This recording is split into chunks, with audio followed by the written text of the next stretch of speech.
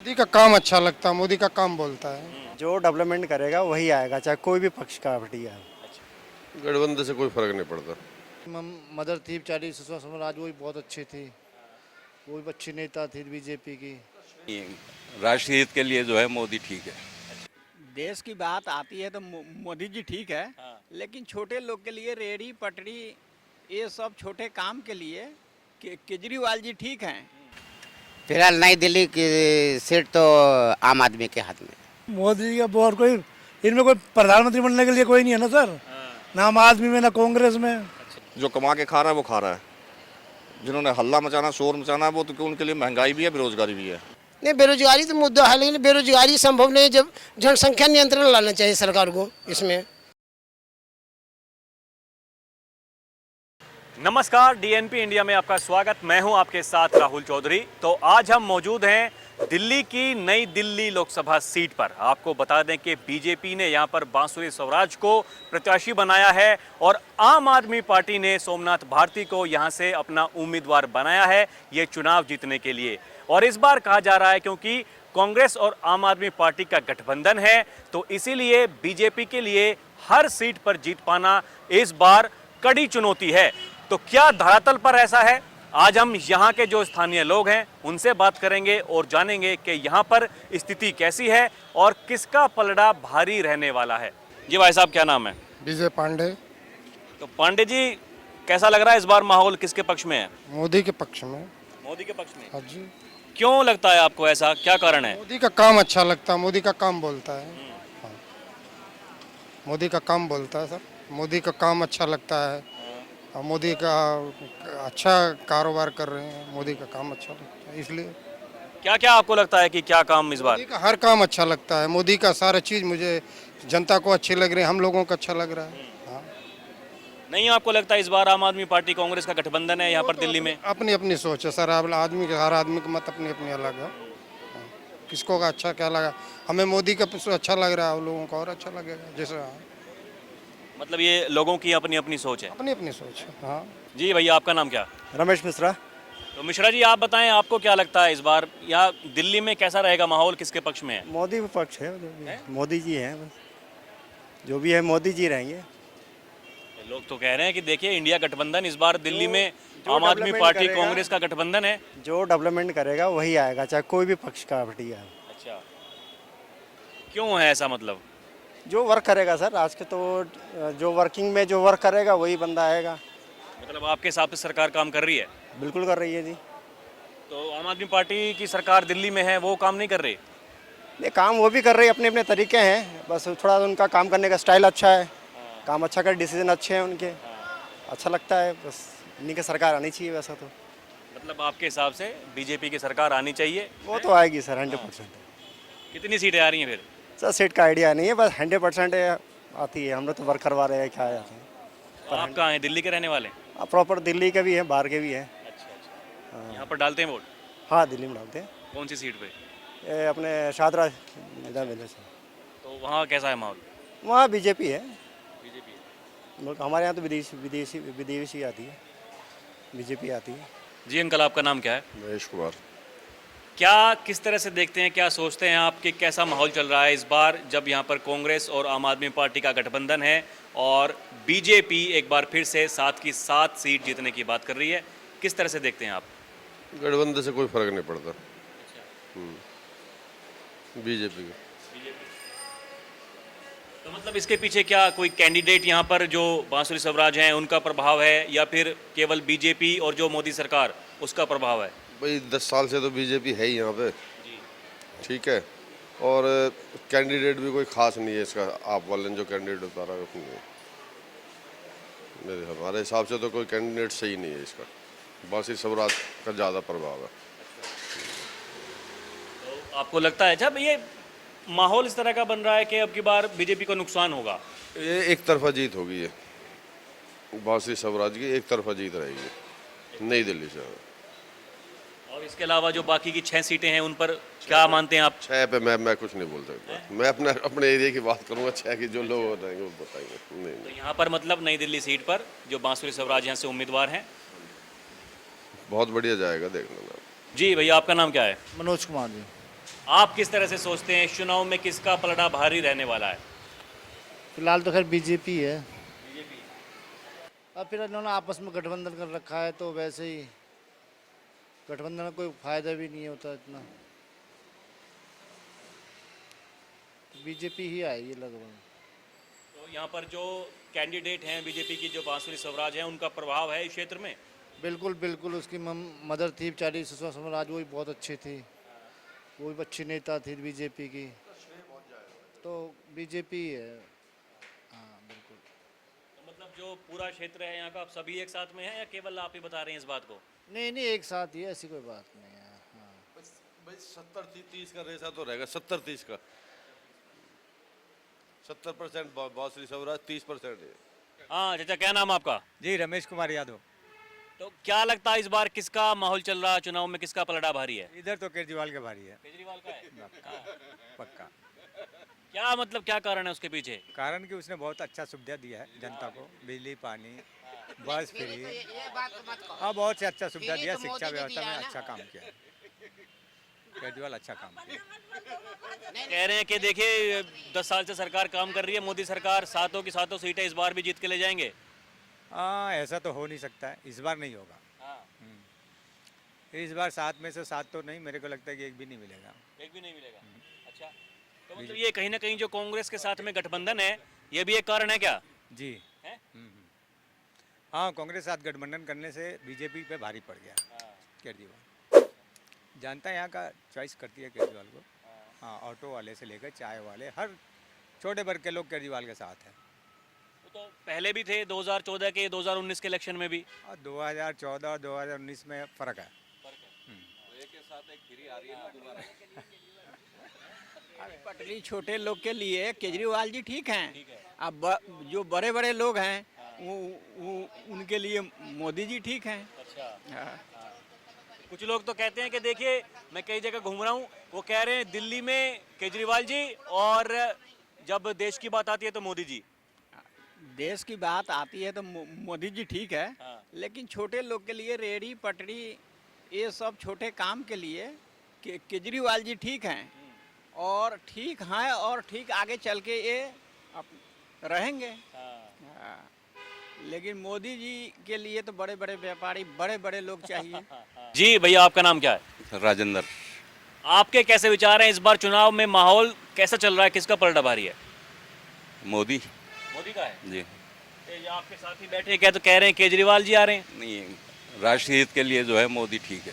अच्छा जी, जो उसकी विचारधाराएं हैं राष्ट्रीय हित के लिए, वो अच्छी हैं। 10 साल से हैं लगातार, मतलब शासन में, कुछ लगता है काम वाम हुआ? कुछ नहीं। इंटरनेशनल उस पर तो काम हुआ है, बाकी ये छोटे मोटे जो रोड है वो तो अलग बात है, पर राष्ट्रीय हित में जो हुआ है वो ठीक हुआ। इसलिए मोदी का आना बहुत ज़रूरी है। जरूरी है जी। इस बार तो कह रहे हैं, देखिए ये इंडिया गठबंधन बहुत मजबूती से लड़ रहा है यहाँ पर दिल्ली में। आम आदमी पार्टी, कांग्रेस, जो पहले आमने सामने हुआ करते थे, इस बार एक होकर के चुनाव लड़ रहे हैं। कुछ नहीं है जी, खाली हल्ला है। अच्छा। आना है मोदी ने, 7 सीट दिल्ली के ले जा रही बीजेपी। अच्छा। हाँ जी। जी अंकल, आपका नाम क्या? राजा राम गौतम।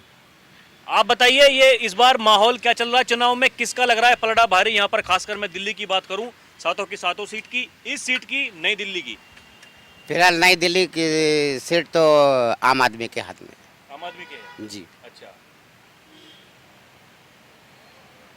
आम आदमी जीतेगा यहाँ से। और जो बाकी की सीटें हैं?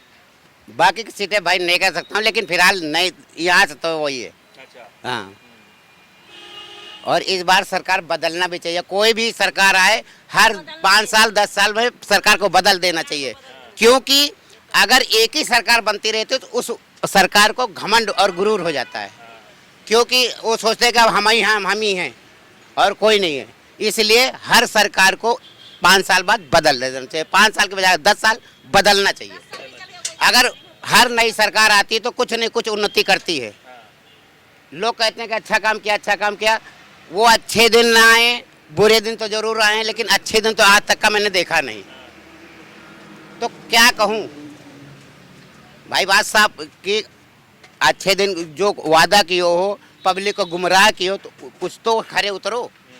और वोट मांग रहे हो तो धर्म के नाम पे अपने उस पे मांगो, काम पे। राजनीति करो तो काम पे करो। क्या काम पे बोलता है कोई नहीं बोलता। गिनवा रहे हैं, कह रहे हैं कि अब की बार अगर तीसरी बार आ गए तो जो 5वीं अर्थव्यवस्था है तीसरे नंबर पर लेके आ जाएंगे। बस वही है कि वो इतिहास बदल देंगे, संविधान बदल देंगे, सब कुछ अपना करेंगे, जो मर्जी जो करें।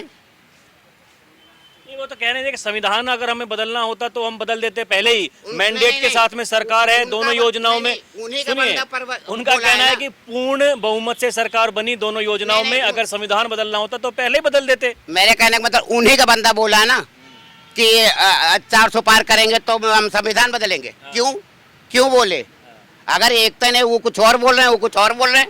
मोदी जी कह रहे हैं कि नहीं ऐसा नहीं बोला, और उनका बंदा बोला, तो क्यों बोला संविधान बदलने? किसने बोला? किसने बोला? तभी सलाहकार ने बोला, उनका कोई नेता है, नाम तुमने मालूम नहीं मेरे को। है तो बीजेपी का नेता ना, कोई तो बोला। किसी का नाम तो सामने आना चाहिए, बयान हमें भी तो पता लगे किसने बोला।